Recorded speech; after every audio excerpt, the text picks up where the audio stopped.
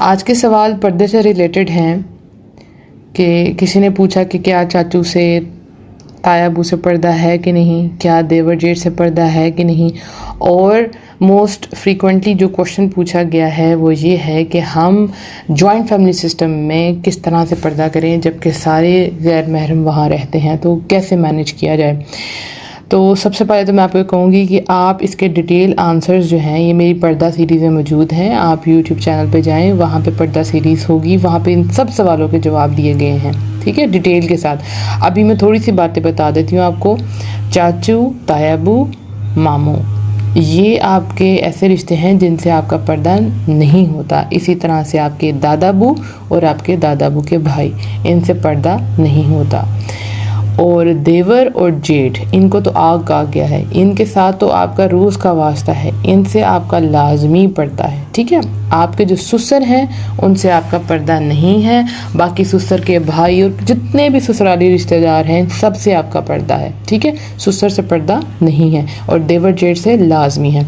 अब joint family system में किस तरह से पर्दा किया जाए, जब आप करेंगी तो ख़ुद आहिस्ता आहिस्ता आपको सिचुएशन की समझ आना शुरू हो जाएगी, क्योंकि सबके हालात डिफरेंट होते हैं।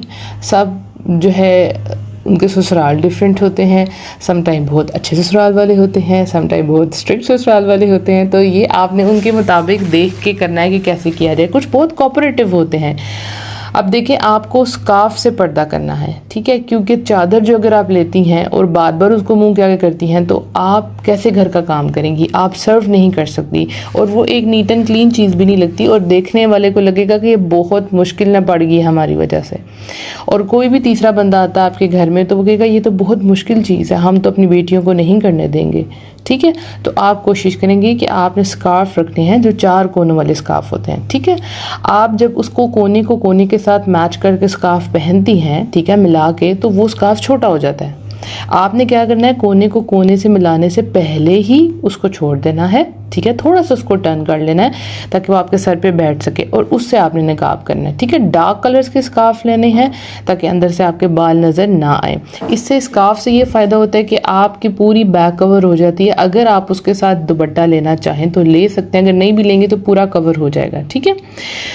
और इसमें एक और बात कि आपको हमेशा अपने स्कार्फ के साथ पिन्स को अटैच रखना है, ठीक है। जैसे आप स्कार्फ उतारती भी हैं तो पिन साथ लगा के रखनी है ताकि फ़ौरन अगर कोई आ जाए तो आप निकाब कर सकें।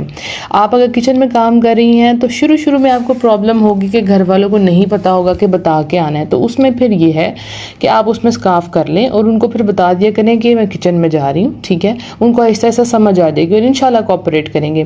तो फिर आप स्कार्फ किचन में उतार के काम कर सकती हैं। तो जैसे ही आपको बाहर आना आपको स्कार्फ कर लेना, ठीक है।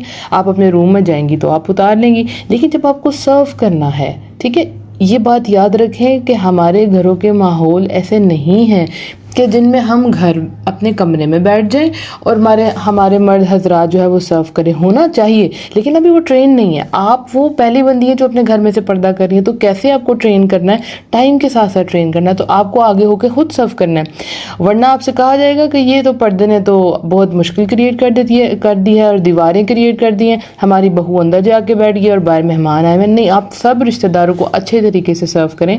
आपके कपड़े लूज होने चाहिए।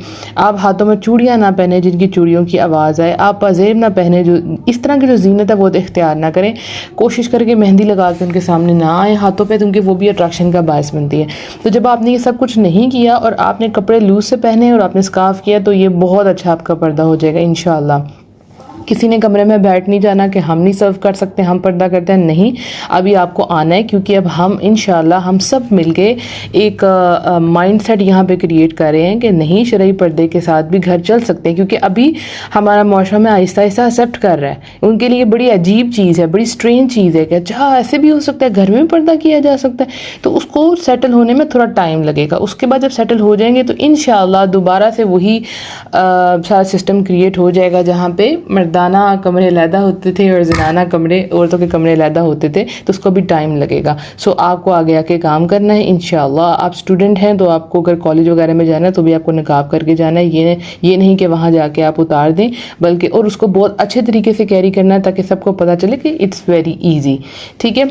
अच्छा, ससुराल में आपके जो टाइमिंग है आपके देवर जेठ के घर आने की, उससे पहले ही आप प्रिपेयर हो जाया करें कि वो आने वाले हैं, ठीक है। और अगर वो हमेशा घर ही रहते हैं, यानी किसी के देवर अगर लाइक 15 साल का 16 साल का है, वो घर में ही रहता है, तो आपने उसको आहिस्ता आहिस्ता और प्यार से बता देना कि आपने जब मेरे रूम में आना है या किचन में आना है तो आपने मुझे बता के आना है, ठीक है।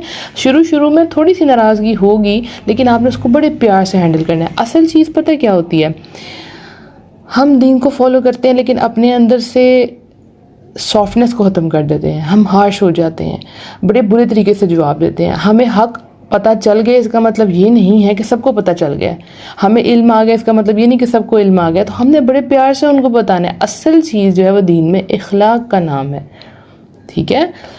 सब लोग नमाज पढ़ रहे हैं, सब लोग कुरान पढ़े हैं, सब लोग पर्दा कर रहे हैं, लेकिन आप उनके पास जब जाके बैठते हैं तो आपका दिल ही नहीं करता बैठने को। वो इतने ज़्यादा सख्त मिजाज होते हैं, आप उनसे डर के मारे कोई क्वेश्चन भी नहीं पूछ पाते।